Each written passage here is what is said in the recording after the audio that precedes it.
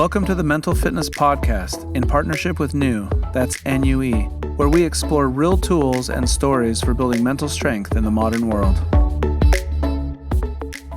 Some people grow up in homes that look perfect from the outside, manicured lawns, family photos, and yet internally they might feel unsafe every day, right? And if you learn to function inside this type of environment, you can look incredibly strong, high achieving and such, right? Independent, capable, but that's not always resilience. Sometimes that's just survival.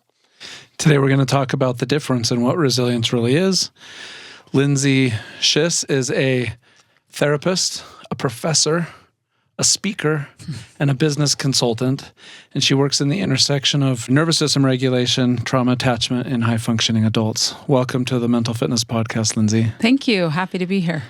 We'd like to start a little bit just with your story. You've talked publicly about growing up in a home that, as Luke said in the intro, maybe looked picture perfect on the outside, but inside there was a little bit of a different story. Why don't you tell us a little bit about that? Yeah, for sure.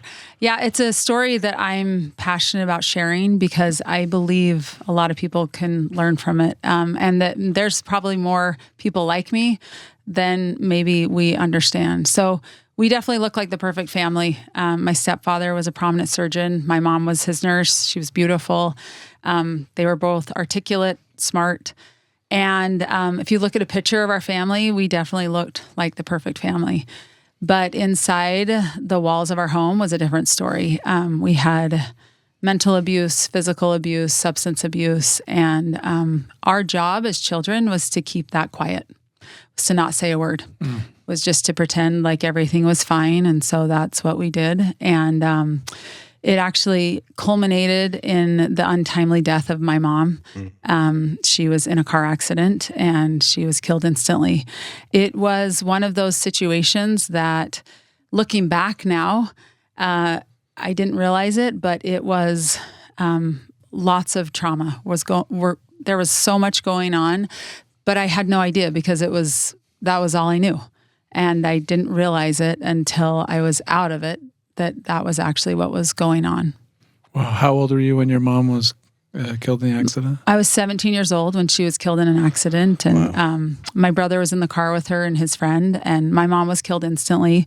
And my brother and his friend were both in the accident as well, not expected to live, but ended up living, but with multiple surgeries and rehabilitation, and it was a long road.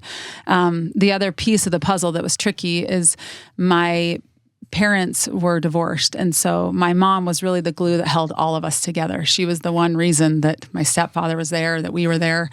And so when she left, that entire dynamic shifted as well. And so, I like to say, I wish it got easier after my mom died, and that was the hardest part. And it certainly was, I would say, the hardest part, but it got progressively harder. Living with my stepfather and then his remarriage and two people that weren't our parents, and trying to rehabilitate and help rehabilitate my little brother was without a mom I was all of a sudden flung into a situation that I never expected, never wanted. And it's really, frankly, why I do the work I do today is because of my own story and my own lived experience, that I really just want to shed light on what happens behind closed doors sometimes that we don't talk about. We're doing a much better job than we did when I was growing up, but there's a lot more we can still do. Totally. You went through a lot, obviously, and a lot of people do. From your perspective as a child, what did resilience look like for you back then? I think resilience looked very different back then than what it does now. Resilience looked like high achieving. It looked like be really capable, be smart, be funny, do and say, look the right way. That was resilience, right? And it was also, I really realized that I had a cover story about my mom's death even, that people would say, but look, isn't it better? Like she's on the other side and she can help you. And I kind of was like, yeah, maybe. And you know what the truth is? I didn't believe that at all. Yeah. Like it was the worst thing that happened to me and it was devastating in every way. but people were uncomfortable with my discomfort. And so they said, isn't it this and isn't it that? And so I said, yeah, sure. And boy, it couldn't be more further from the truth, how not okay I was. But that's what resilience I thought was, is being strong, capable, funny, look the part, do the thing. Yeah. That's incredible. You mentioned this is why you do what you do, and I want to come back to that. Yeah. About your professional journey and why you do what you do. But first, something you said about sort of the secrecy and your role was to keep the secret. Yeah. We recently just had a podcast guest. It was on the topic of therapeutic writing, and his whole learning was secrecy is toxic, and honesty leads to healing. And, Amen. And that just another example that kind of reiterates that same point. Yeah, I actually couldn't agree more. I work in addiction recovery, and one of the things we talk about is when people are in shame. And when they're in shame, what breeds shame is secrecy, right? What stops shame is connection and actually exposing it. And so it's 100% true. When we're able to connect with other people and we're able to say, this is what's going on, and shed light on it, that's actually what stops the pattern. Yeah. So when did you realize that your situation isn't normal functioning? It's a great question. I think it was when I moved out, was when I was in college, and I remember talking to roommates and being like talking to them and going, I knew there was some weird stuff going on, but I didn't know how wild it was until I really was away from it. I think sometimes we have to get out of the situation to really be able to view it, have a lens that's not a part of it, right? I was a part of the system. I had no idea. And it was what I lived in. I didn't realize it. So it took me getting away from it a little bit to realize, oh, okay, there was some pretty wild stuff going on there. And again, I think at the time I knew there were some things that weren't right that were going on. But when you're in a situation like that, and what I've learned since is that you adapt and you figure it out, because that's your safety. And you safety's number one. Yeah. More than, okay, is that okay? And is it not? No, this is your home and your family. And so you do what you need to do to stay safe, period. Wow. It's incredible. There's a lot of different directions to go. I want to get to sort of your life's mission and what you're doing today. But one more question, just reflecting back on your childhood, given what you do now, given now a couple of decades to reflect back, if you could go back and tell your 14-year-old self something, or you something you wish you knew then that you know now, what would that be? Yeah, that question is actually like, it makes me feel a little emotional, because I think I'd put my arm around her and I would just say, it's going to be okay. And that this is not fair.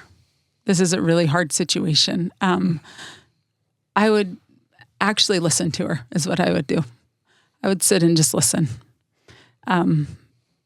And I'm awfully proud of that girl. It's beautiful. Yeah, thank you for sharing that. I think a lot of people need to hear that to themselves right now, right? Yeah. Sometimes it's important for a child to hear from an adult, this isn't fair. Yeah. Or this isn't the way it's supposed to be. And that, just acknowledging that, is almost a big, important first step in starting to heal. For sure. Yeah.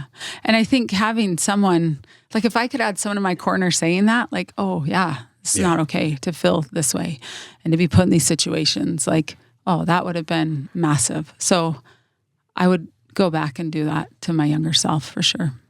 So switching gears on just kind of defining resilience, right? We talked about how you viewed resilience as a child, and a lot of people still believe that it's just pushing through or grit or, getting through things, right? How would you now define resilience? It's such a good question.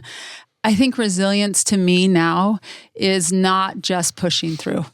It's actually honoring what's going on honoring what's going on inside of yourself and honoring what's going on with other people around you, right? Not trying to just like muddle through and get it, tougher, stronger, let's get through it, but actually honoring like, oh, you're not okay. Let's talk about that. You're feeling alone. What does that feel like? That's resilient. That's courage. That's what we need. We don't need to just have more people that push through and push it down. Resilience is actually saying, I'm strong enough to actually honor what's going on inside of me because I know I can actually get through it. I'm okay. But I think we're really afraid to do that. We live in a world that just says, no, keep going, bigger, better, stronger, faster. And weakness is, we don't want to do weakness. That would be a problem. To me, actually, that's what resilience is. It's saying, I honor myself and I honor you. And it can be messy, and your story can be messy, and my story can be messy, and I can sit with you in that. I love that. And sometimes when we don't do that, there might be a short-term gain in terms of I'm getting a little bit more done, but it leads pretty quickly to burnout. That's right. And in some cases, total burnout. Absolutely. And so even if your total goal, your only goal is productivity, it's taking time to check in with yourself, to regulate, to listen to the signals of what's going on and work through those things is how the only way you can sustain your top performance and your productivity over time, even if that is the main goal. And that's not always the number one goal in life, is just to be productive. But even for those who are high achievers and that is the goal, it's recognizing that when you're redlining the engine, one day it's just going to freeze. Yeah. And the body really does keep the score.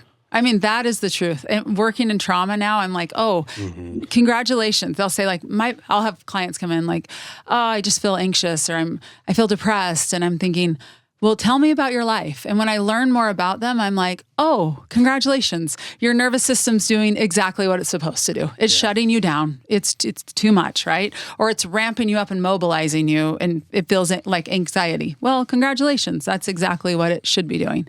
Yeah. In fact, as you said that, I thought yesterday, I was working and I had a lot to do. I teach on Tuesday mornings and I was trying to get ready for my class. And I thought, I am so tired. Like I'm so beat. And I had this moment like, yeah, you're tired, but you got a lot to do. So keep going. And then I thought, what if I do something crazy and just like go lay down for 20 minutes at 3 p.m.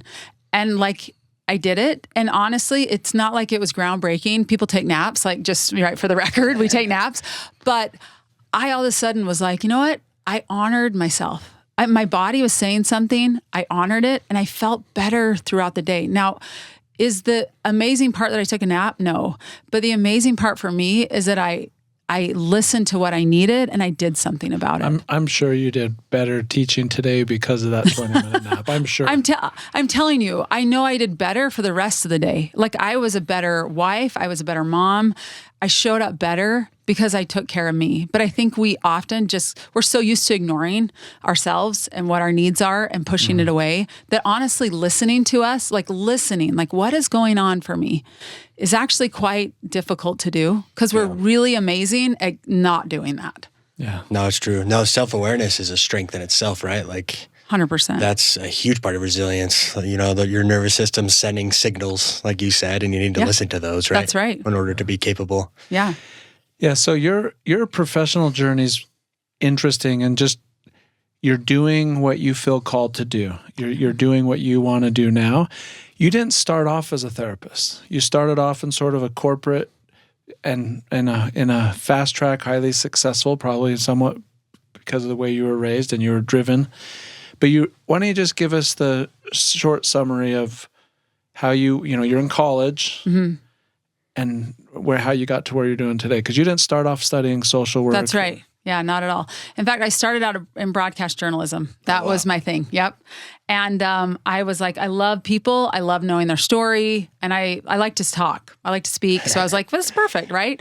And I got hired for an NBC News affiliate. And they were like, perfect. Like, this is what you're doing. And they told me my first story. I had been an intern for a while. And they said, your first story. And we're so excited. It's that you're, and by the way, we're the first one on the scene. And we have an exclusive with the mother. And the mother was... the mother of a baby that was found dead in a dumpster. And everyone in the newsroom was like thrilled about it. And I remember being like, what? Like, and they're like, yeah, and you get to interview her. Like, this is your breakout story and this is so exciting. And I was like, I know what it feels like to have tragedy. I know what it feels like for people to ask questions just out of sheer curiosity. I'm not okay with that. So honestly, that and then and there changed my trajectory. I knew that that was not the path that I wanted to take. It felt so counter to what felt right in my soul that I took a total 90-degree turn and I went another direction. So I ended up studying organizational behavior.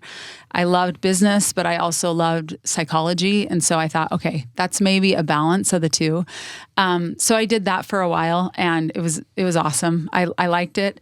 Then I decided to have children and took a break, but actually taught fitness for about 20 years. And again, I really loved fitness. I loved training, but I recognized that I was often, physical fitness was one part of the puzzle and that it wasn't the full picture. And so I took a year, and this was actually my most awesome year. I don't know if it was, but it was fun. I called it my year of discovery. And so I interviewed anybody that would let me interview them that I thought was a mentor or somebody that I looked up to. And I just said, can I interview you? Can you tell me about your career path? What did you do? Why did you do it? What do you love about it? And it led me back to get a master's degree in social work. And then I became a trauma therapist through that. So, and always I have felt really strongly that I have a story, that my story isn't just one of like, gosh, that sucks. That was hard. But my story, I believe, can provide purpose, and it can hopefully give other people perspective if they're going through something hard, that this doesn't have to be their end all be all. Like, if you're in a hard situation, welcome to the club. There's a lot of people in that place, and that there's hope and healing after. And that's what I feel like I'm on the earth to do, is help people through their hard things, whether it's through speaking or teaching or individual therapy. That's what I want to do. That's part of why I'm on the earth. I'm certain of it. And you're doing all those things. You're providing therapy, you're teaching, you're speaking, you're consulting with businesses. Yeah. So you've got a lot of opportunities for influence. Thank you. I hope so. It feels really important to me. And again, if I would have had some of the tools around mental health that I now have, I think it could have saved me some heartache for sure. And so if I can help people in that same way, I am committed to doing that. Yeah, that's awesome. You talked a lot about physical fitness, and you trained. Yeah. This is the mental fitness podcast. The way we kind of think about resilience is capacity, and how much capacity can your cup hold? And the goal is not to be at full; it's to have extra capacity. And then in terms of mental fitness, we kind of have these three pillars: connection to self, which is a lot of what you do with nervous system regulation and that kind of thing. Connection to others, which is a huge part of addiction recovery. You've already mentioned connecting. And health and vitality, which is like your sleep, exercise, nutrition kind of things. From that sort of definition of mental fitness, how does that sort of resonate with the way you view resilience and those things? Yeah, it's interesting that you said that, because I spoke twice this weekend, and one of my main points is connection to self, connection to others. As you're saying this, I'm going, hey, wait a minute, did you come to my presentation? And the last one is actually connection to God or a higher power. So interesting. My pillars are really similar to you guys's actually. And I really do believe that. Like, unless I'm connected to myself and I'm okay to live in integrity and honor what's going on inside of me, I'm really going to have a hard time connecting to others. I really just am, because I'm not living in my integrity, right? Like, I'm not honoring myself. When you're saying, the fitness part, I really believe so many people will come in and they'll say, this is what's going on for me. This is what's hard. And I will drill down and just say, okay, what's your sleep like? What's your eating like? What's your exercise? And I'm telling you guys, so much of the time, it's so not okay. Yes. We're laughing because we said, I bet when we ask this one question, she's going to say sleep. Yeah. Oh, yeah. Because all of our guests do. And then you just, even before the question, you said, That's why I I totally ask them how laughed. their sleep's going. 100%. And I'll tell you, most of the time it's off. Yes. Most of the time they're not getting good sleep. Most of the time they're not getting enough sleep. And, it's interesting, as a trauma therapist, I've studied the brain, and our sleep actually is so important in our mental understanding of what's going on. It's like our brain is actually processing and scrubbing at night. And that's why when you wake up and you go, oh, you know what? Like what I thought was a big deal yesterday, and they say sleep on it, there's a reason they say that, because you wake up the next morning and go, you know what? It's not that big of a deal. Yeah. Like I've processed some things. I kind of have a better understanding. Your brain's doing a ton of work at night. Like it has to have that work. So yes, I'm totally agree with all of those pillars, and I couldn't agree more. I think it's so important, and it's foundational. You can't start doing deeper work until you're there. And maybe we could go through each pillar briefly and ask you some questions around them. Okay. Connection to self is a lot of things, self-awareness, emotional literacy, and like naming emotions in order to regulate them, right? Is very important. Why do you think, and you've worked with organizations and high achievers a lot, right? Why do you think high achievers a lot of times have or they suppress emotions so much and just kind of push through? Oh, it's such a good question. I think the first one is, it's really, sometimes, first of all, and I know we've all been there, sometimes it's hard to even figure out what's going on inside of us, right? Mm-hmm. A couple of weeks ago, I woke up and I was just chippy. I was bugged with everybody. I was just like my husband, my kids, my dog. I was just like bugged, and I could feel it. I could feel it in my chest. It was tight. I had a knot in my stomach, and I was so bugged. But I honestly couldn't figure out why. Like I was trying to go through things, and I'm like, there's really nothing that's bugging me. And so then I had 20 minutes before I started seeing clients, and I thought, all right, Lindsay, put your money where your mouth is. Do what you tell all your people to do. And I probably had 25 minutes of things to do in 20 minutes, And I thought, I don't have time to do what I tell my clients to do, which is emotional regulation is number one. Unless your house is on fire, you figure out what's going on inside of you. So I thought, all right, I'm going to do it. I bundled up. And I got my phone and I started voice memoing, and I started walking, and I just started walking, and I just let her rip. And you know what? I hope no one ever listens to that, because I just, I didn't edit. I didn't filter. Yeah. I just let it rip. And honestly, what was amazing is I got really clear what was going on for me. And when I got home 20 minutes later, it wasn't like I was all of a sudden like whistling and I was clicking my heels together, but I felt way different. I felt like I knew what was going on.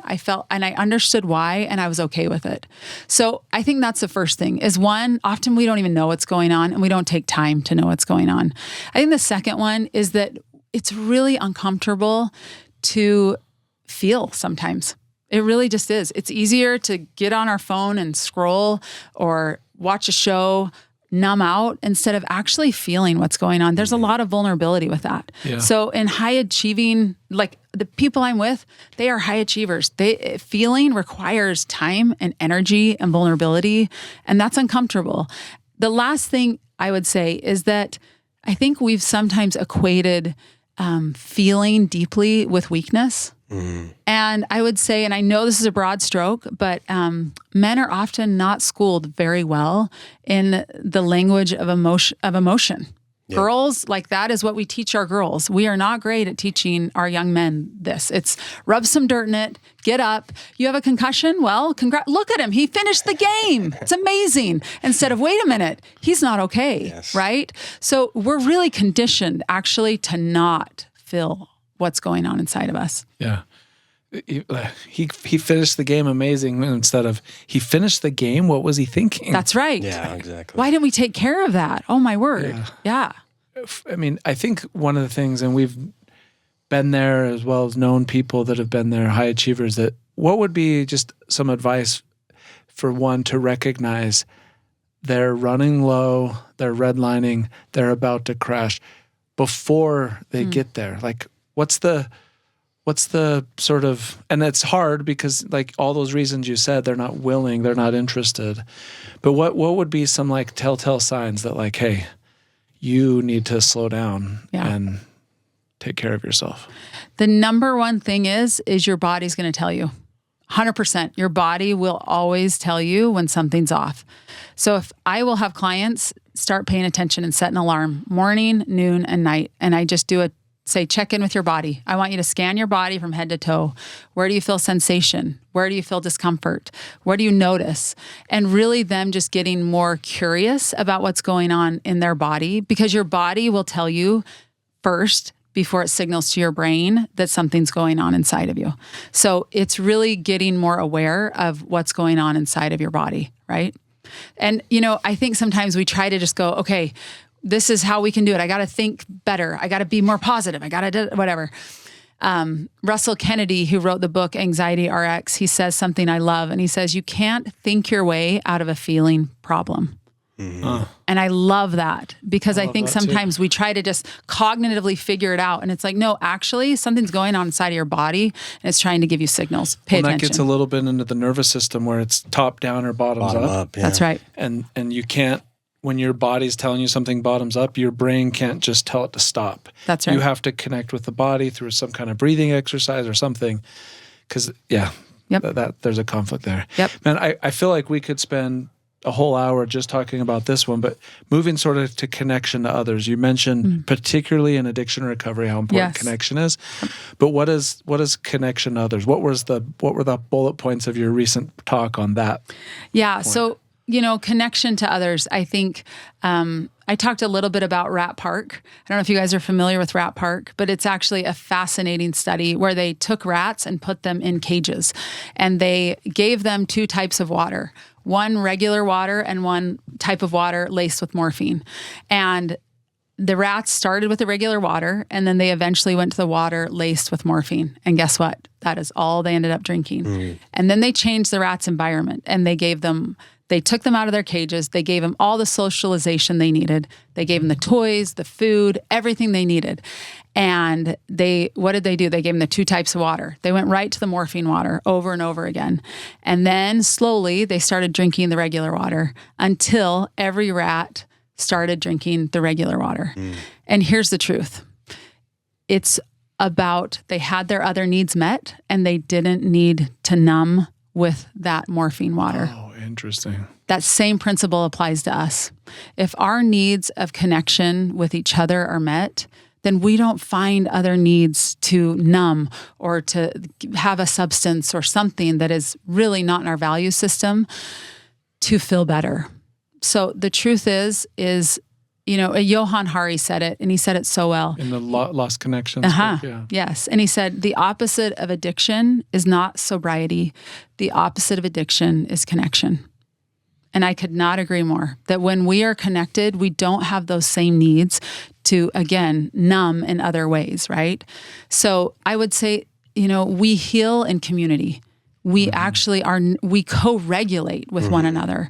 We have to be connected with each other. And the truth is we feel like we live so connected because we have these phones and we're getting buzzing beeps all the time.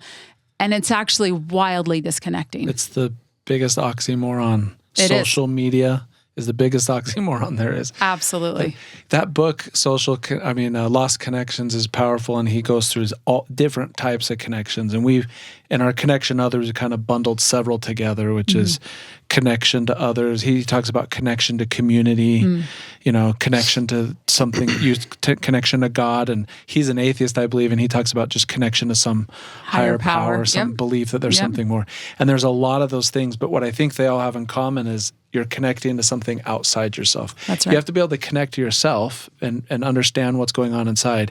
And then you have to be part of other things. That's right. Family, friendships, community, faith, whatever those things are, you have to be connected outside. That's right. And I just think it's just, if you're not connected to yourself at all, you're just unaware of what's going on, you're going to ignore those signals.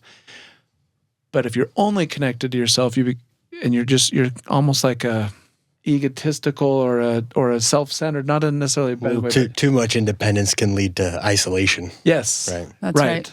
That's right. Well, and that's insular, right? If I'm only connected to myself, I'm not actually worried about what's going on around me. I don't care about others like that. Yeah, that does not work. But it's interesting, as you were talking, I thought about during COVID, I had always wanted to live out of the country with my family. And I thought, could we really do this? Like everything was online. My brother had lived in Costa Rica for 35 years. And I said, and he's traveled all around the world. He's a cultural anthropologist. And he was like, I said, of all the places you've been, where would you suggest we go? And I said, here's what we want. We want to have adventure. We want to live somewhere that's culturally very different from Utah. I want my kids to experience something very different. I want them to be able to serve. And he said, Tennessee. What's that? Tennessee. No, that's right. I know. You ready? And he said, I have this great little spot in Costa Rica I think you guys would love. And so we went to this little southern part of Costa Rica and we lived in a place called Tiger Ridge. They called it that because all the largest cats, pumas and jaguars, that's where they lived. We didn't realize our 7-pound dog was actually like bait for those big cats in Uvita, but in Costa Rica. But, it's interesting as you talk about connection. I look back on that time and it was not an easy time, actually. I was really ready for my kids to have this great growing experience and they're going to get uncomfortable and they're going to learn a new culture. And about 2 weeks in, I was like, I hate this. This is really hard. Everything about this is not comfortable or convenient.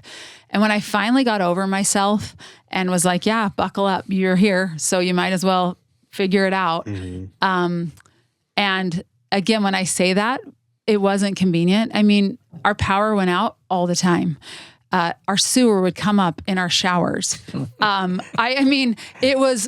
would go to the store and there would be a semi in the road or a cow and you just had to sit there for a very long time. Like nothing was convenient. But what I will say is I have never before and never since felt so connected to my family. And it was, I would say, the single best thing I've ever done for my family. And I think part of that is because we didn't have the distractions. We didn't have all the things coming at us. Like we had each other. That's it. And it was a remarkable experience. And again, we connected deeply. We talked, we played games, we laughed, we sung, we played guitar. I mean, there wasn't a lot else to do. And I have never felt more a part of my own family than I did at that time.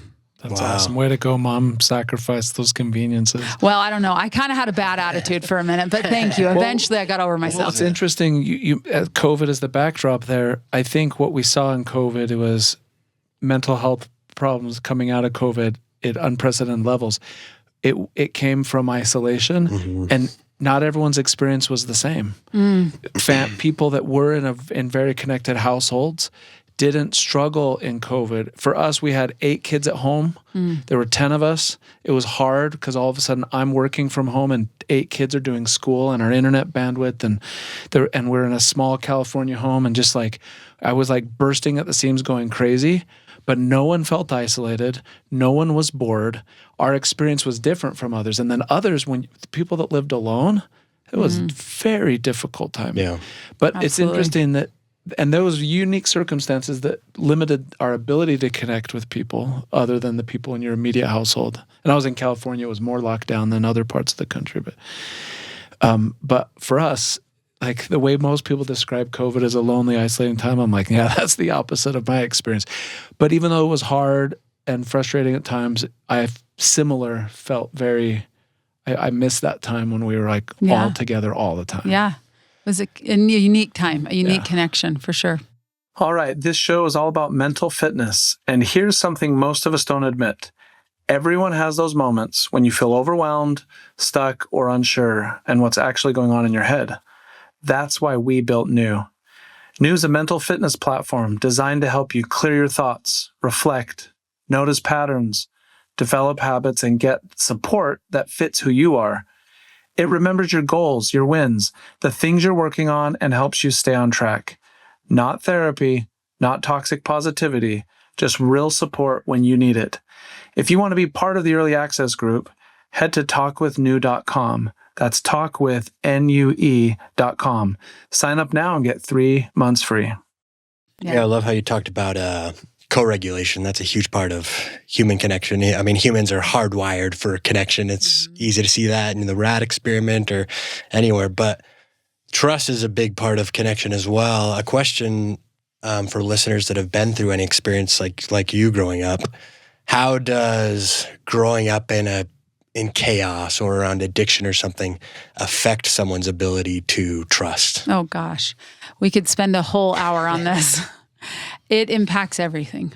I would say from my own personal experience, when you're not in an environment that is predictable, that is safe in some ways, your ability, you developed things to help keep you safe, right? And you manage things. And so, I, in fact, was just telling my friends, I've always lived with 1 foot in, 1 foot out, because you just never know when the rug's going to be pulled out from under you, right?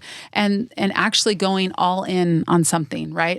In relationship and whatever, it actually takes a tremendous amount of vulnerability and trust. Right. And that is learned over time. Our nervous system says, you know what? If this isn't safe, I'll create safety. And so, no, I'm not going to trust you, and I'm not going to give my heart here, and I'm going to have out clauses everywhere I go. And you also realize that's a really hard way to live. Yeah. It's a really hard way to live in relationship with other people. And so, truly developing trust in self and then in others, right? But that's where I would say connection to self. Like that is number one, because at the end of the day, I know I have my own back. Like I know that all day long, and I'm okay with me, and my relationships just augment who I am and what I'm doing. But if I'm not okay with me, I'm going to struggle being okay in relationship. Does that make sense? Yeah, I love that. It does. So the connection to self is a prerequisite almost to 100%. having solid human connections. Yeah. Yeah. In fact, I had a client who was going through a divorce, and in fact, this was before his divorce, but it wasn't looking good. And I said to him, "What's your biggest fear?" And I 100% expected him to say, "For this 35-year marriage to end." I 100% thought that. And what he said, I'll never, ever forget. He said, "My biggest fear is that I'll lose myself again." I now trust me, and I know who I am, and I will never lose myself again. I will never forget that, because again, it's like, when you're okay and you know you have your own back and that you're going to honor yourself, you're going to live in your integrity and your values, there's some peace that comes with that, because then I can connect deeper with other people. Then I can be in real trusting relationship. But yes, it's a prerequisite to connection with others, is connection with self. Well, and then sort of the last area, health and vitality, which is just, we talked a little bit about it already with sleep and how important sleep is. It's also about movement. And when we talk about movement, we're not talking about elite athletic training, although for some that may be what it means, but just movement, nutrition, sort of taking care of our physical body. How important is physical well-being to emotional well-being?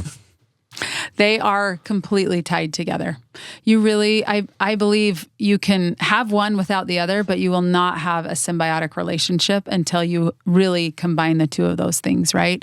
Like I said, when I do mental work with people, when I'm working with clients, when I'm going into companies, I'm really talking about like, okay, let's get the basics down first. What is your sleep, eating, and exercise like? Because if I don't feel well from a physical perspective, I'm going to have a harder time digging into my mental and emotional perspective, right? Like if I am sick, I'm tired all the time, I don't have the energy and capacity to do some of that deeper work, right? So they are 100% tied together. And I believe one doesn't happen well without the other, right? And it's amazing how many people come in and they're like, yeah, but that's so basic, like sleep. I mean, and eating well. It feels almost too basic. But the truth is, there's a reason we keep coming back to it, because it's so necessary. Yeah, it's interesting. We've had, many guests, different medical doctors, psychologists, sleep psychologists, therapists, all different backgrounds, and it always comes back to how important sleep is. Yep. Just that that foundational thing. And when you're sleep deprived, I mean, like seriously sleep deprived, you can go psychotic in just a matter of a couple of days. That's right. Yeah. Yep. I mean, young mothers that I will work with, it's like, I'll say, what is your sleep like? And, they'll come in and say, I think I need this, or this is going on. We go back to the sleep and I'm like, yeah, you're not okay because you're not sleeping. There is just, you're right. Like you feel like you're on the edge of a nervous breakdown. You are, because you're not sleeping. Yeah. It's huge. Yeah. And again, it's harder to do that deeper mental and emotional work if health-wise you're not okay. Mm-hmm. So, and again, when I'm doing addiction recovery, we will talk about getting rid of some of the behaviors that are not serving people anymore. But they've got to add something else. And often, because again, our body wants that dopamine. It wants that hit. Often I will ask, like, say, what is there physically that you can do that you can get that dopamine hit from? We're going to be taking this substance out, or you're not using in this way anymore. What are you going to put in? You can't just take something out without putting something in. And so often, it's something physical that they feel like, oh yeah, I go and play basketball with my buddies. Perfect. That's awesome. And so we're not removing something without putting something back in, because our body is actually craving not just the substance or the thing that they're choosing, right? The addiction of choice, but it's craving that dopamine hit. Yeah, I think in the book Dopamine Nation, she was talking about one of her clients, and he overcame, I think it was a cocaine addiction, I can't remember, some form of substance abuse. And he basically with cold plunging. Yeah. But he needed something very intense, because the cocaine rush was very intense physically. And he needed something very intense to replace it with. Makes sense. Anyway, that's kind of, when you were just saying that, just reminded me of that example. Yep, exactly. And I think it's important to know that you can replace those chemicals in your brain, serotonin, dopamine, everything, oxytocin, naturally. There is a time and place when people need to take medications and, something exogenous into the system. But many times people don't exhaust normal resources first. That's right. Right. And jump straight to, hey, I need this. Yeah. Absolutely. Prescribe me this. Absolutely. And even just sunlight and getting out in the sun and having fresh air in the morning is a reset. Is all of a sudden your nervous system goes, okay, it's morning, I'm alive, I'm in the ground. I tell people, take your shoes off, go outside and be in the cold. Like that is grounding. I'm here. I'm present. I'm in the moment. My brain's not in the future in anxiety or in the past in a depressive state. Like I am here in the moment. I am now. And it doesn't feel like it's that hard to do, but it's sometimes feels almost too easy that we go, no big deal. I'm not going to do that. Right. But it's really powerful. Well, it's really cool to hear your journey over time and just how it resonates with us from mental fitness, the mental fitness podcast, even little things you said when you did your, fitness journey as part of your career, like you knew that was a piece of the puzzle. Yeah. It's really important, right? But it's not all of it. And That's then right. you came back to everything. I wish we had more time, because I feel that on each one of these we could talk for hours with you. You're very knowledgeable, very expert. Appreciate your time. We do like to sort of wrap up each session just with a few rapid fire questions. Just ask you questions and you just say the first thing that comes to your mind. Oh, I like it. Okay, so one myth about resilience. That it's about pushing through harder. Go to stress reset in under 5 minutes. Ooh, it would be walking and voice memoing. Okay, we asked you what you would say to your 14-year-old self. And really love that. What would your 14-year-old self say of you now? I think my 14-year-old self would be proud of me. I think she would say that